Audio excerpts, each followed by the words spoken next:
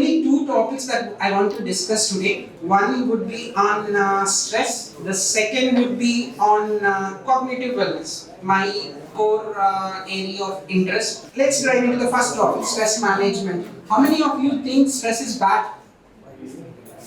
Is stress very bad?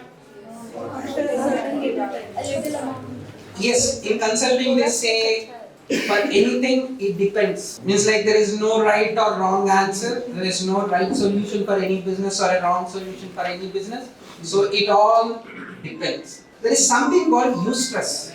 Okay, there is something called distress, what we casually call stress. Eustress is nothing but, for example, let's say tomorrow you are having an exam. You tend to prepare, right? You tend to put in your hard work, you tend to put in your hours, everything. For example, tomorrow you have an interview, you tend to put in something. Tomorrow something is there, you tend to put in those hours, effort, everything. Otherwise, it is meaningless. No person in this world is not going to do anything unless there is some kind of stress involved. It's like, for example, how many of you go to gym? What is lifting weights doing to your muscle? It breaks down the muscle, and when we complete our protein intake, it builds the muscle. It breaks down your muscle from a doctor's point of view. You are not going to do the exercise again. It creates resistance. It creates that stress to do something, so that your body is in a situation to meet the next target. Okay, it pumps up. It just don't let the muscle slack. It just don't let it. It just make sure that things move in a proper way. Let's imagine you are going to lift 20 kgs. Forgive me if you can lift more than it. Means like forgive me for that. Okay, if you can lift 20 kgs, suddenly somebody like me walks in and just put a 10 kgs and 10 kgs extra. What will happen? What will happen to your muscles? It causes damage, right? Same thing happens with our brain. It's nothing a rocket science. Same thing happens in your brain. The only difference is you can skip your gym for a couple of days. But the problem with brain is you can't stop it. How are you going to give it a rest? It even works in sleep. It has to keep you running. It even works in sleep. So there is no way that means like it's going to stop. That's where the stress coping management and the coping skills come in. Yes, injury is a doctor's domain, but resisting to the injury means like developing your innate abilities to resist that injury is within your reach. As he said, the more means like gradual increase in weights increases your muscle power to lift more weight. So is the case with your brain. You need to just develop that resisting means like gradual exercising pattern for your brain so that it tolerates more stress. Everybody is inherently gifted or cursed with some kind of stress taking abilities. Means like you can take it anyway. For example, let's say you are thinking that you can take more stress, good for you. If you are thinking that you are not going to take any kind of stress, you can take it in a bad way. So it is a kind of inherent ability. Now let's break down the stress management protocols. What do you guys do to cope with stress? For example, that will be like a day in and day out thing. You have lot of things to actually deal with. Studies, family, means like family in the sense your parents, relationships, friends, movies, social media, so many things. How are you managing? What? Good. Listen to music. Music? Good. Meditation. Meditation? Good. Being with a parent. Sleep? Good. If you are able to sleep, that's the key question. Being with a parent. Being with your parents or anybody who you love, trust, care. I need more answers from the back also. Workouts? Good. Means like, to be honest, you can broadly bucket into 2 or 3 categories. One, physical part. You're walking, your what I can say, workouts, anything that you want to do that. Second would be your relaxation exercises, your breathing exercises, your meditation, anything else, anything that is external, that is being with your parents, loved ones, anything. I can, in real life scenarios, 20% of the scenarios. Means like sudden things that pop up in your life, sudden things that pop up in your college, or anywhere in your personal, professional or social life. But this happens only in 20% of the cases. Rest of the 80% of the things are very predictable. Important thing is in the minutest details in your daily life.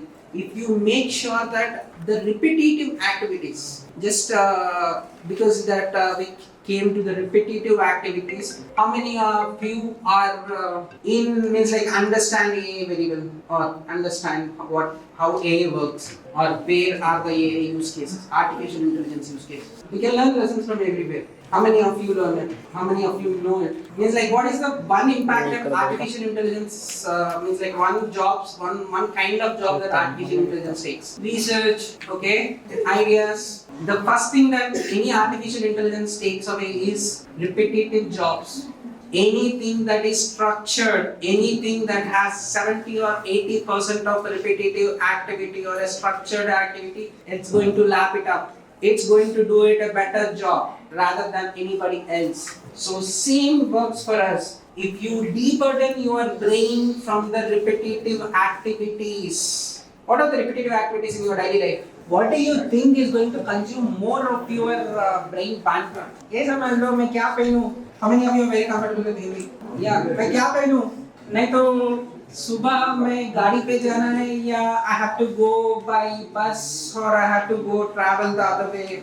Should I meet somebody in the morning or should I meet them in the evening? Or should I eat what I can say banana for the breakfast or have a full dosha for the breakfast or whatever bread omelette for the breakfast? Frankly, do you think you should invest so much of your brain power on this? I would ask you to do that what I can say listing just 5 minutes before you sleep. You have everything sorted. Your brain need not stress on those things. Those are the last of your priorities. And the only one thing that you can have a complete control is your morning routine. And learning from A, streamline all the repetitive aspects. Why do you means like still I can put more arguments for the simple reason being means like I'm not trying to be biased. Still there are so many arguments. Because simple, one thing that drives your body, that drives your action and everything. And good thing, how much do you think you are conscious about your actions, everything? Means like you are in complete control of your brain. How many of you think that you are in complete control of your brain?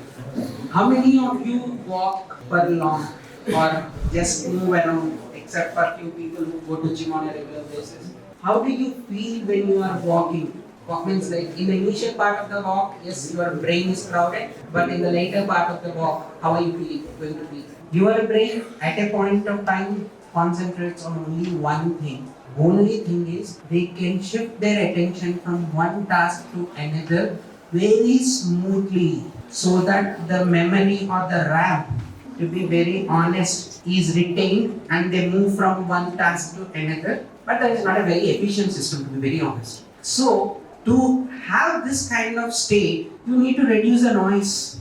You need to reduce, for example, let's say you are talking to your friends in a railway station or in a theater. Good business meeting in a theater or a railway station. How well do you think is going to be the result? Bad, obviously. Because your brain is concentrating somewhere else, there is a lot of background noise which won't let the brain to concentrate on the intended topics. No.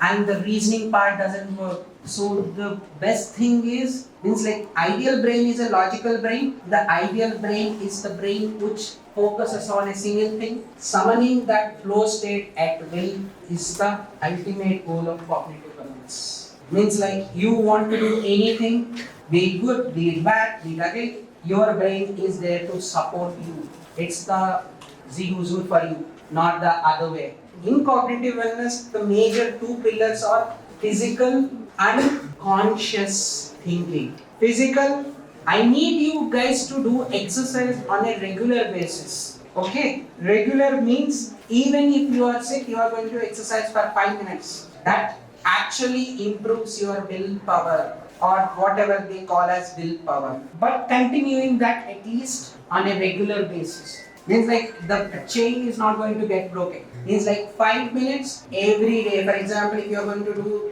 some kind of physical activity, Do it every day. To summarize, it's pretty simple. On the stress part, there is something called eustress, there is something called distress, and the only way to improve is improve your coping mechanism and build your habits. The only two aspects of your daily routine that you can break it down is morning and night. 5 minutes of exercise every day, conscious, just one trick. You told meditation, right? If you can do good, but what I would suggest is just observe your breath like a passive observer for 2 minutes. If you can do it, try to increase the time, but observe. Don't try to control your breath. You should be like a silent observer, just watching how the breath works, how you are inspiring the air, quality of air, fragments in the air, temperature of the air. Is dealing with our parents about it. So, what do you think is the best way, easiest way for us and them to talk about topics that distress, the distress topics of ours, and that would result in their distress? How do we approach that conversation? First, deal with it yourself. Okay, the major habit is our preconceived notions about many things. Means like you need to answer it for yourself first. For example, let's say I'm having stress, I'm having issues. Means like the basic two things that happens with the stress is your physiological function. Sleep and appetite gets disturbed. The basic things means like either you might sleep more, less, whatever it may be. But this happens. But when that happens, first you need to deal with yourself. You can actually take some kind of help. There is a lot of help available. Make sure that whatever help that is available is professional. Second, take help from your peers. See, everybody has three aspects in their life. Even one of the aspect is working, it will work. Personal, professional, social. Even if one aspect in your life is working very well, you will sustain. If all three are gone, then you need to fix one of them at least. So that is important. Yes, will take time, but the best way to address on is to actually convey your trauma and the situation that you are facing rather than arguing with. It's like arguing with kids. You are not going to achieve anything. It's arguing with old age people. You are not going to achieve it. But obviously, when you say that you are struggling, they are not going to say that no, it is not struggling. But there are only three types of important types of what I can say IQ. One is your classic intelligence quotient, what we call IQ. There is another important is SQ, and third is EQ.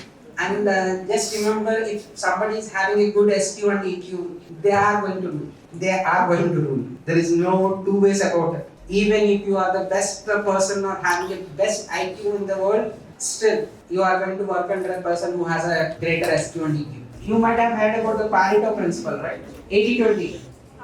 80-20, Pareto principle. It's the same. You need to focus on the 20% of the stuff or the priority one. Means like anybody who has worked on any business transformation projects usually have this list. What is the P1 or the P0, priority 0, 1, 2, 3. Once you label it, your brain gets a clear direction. Okay, this is the first thing that I need to study or solve. The problem with our memory is it's not because of bad memory or something. It's because of the noise. Means like you haven't decided your priority. Once you are studying this, your brain will say, there is a question there you might have missed. There is another question there, or there is another topic that you haven't studied. So you won't study this. Your brain gets confused. So the idea is list down things in a priority order. Means like what is going to fetch you greater amount of marks, good amount of marks. Then list it down.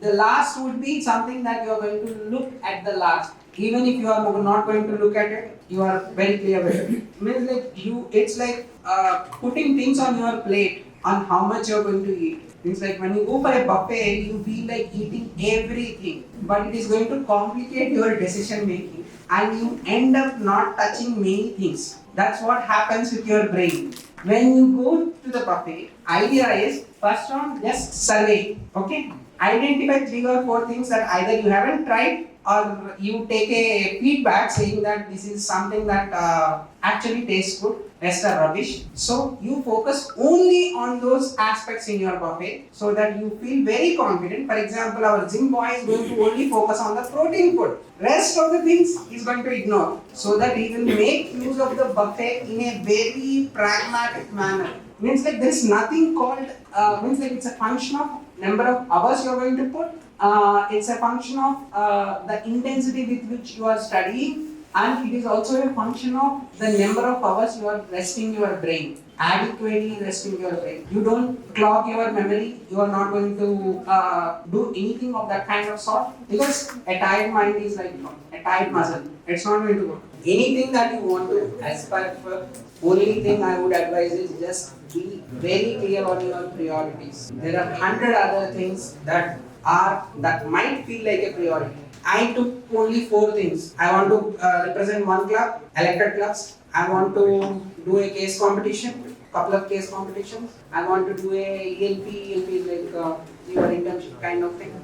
And yes, placements. Those are 3 or 4 bucket lists. Yes, I have missed on the lot on the social aspect. Many parties I have missed, but still no regrets. Just for the simple reason I have filled my bucket list.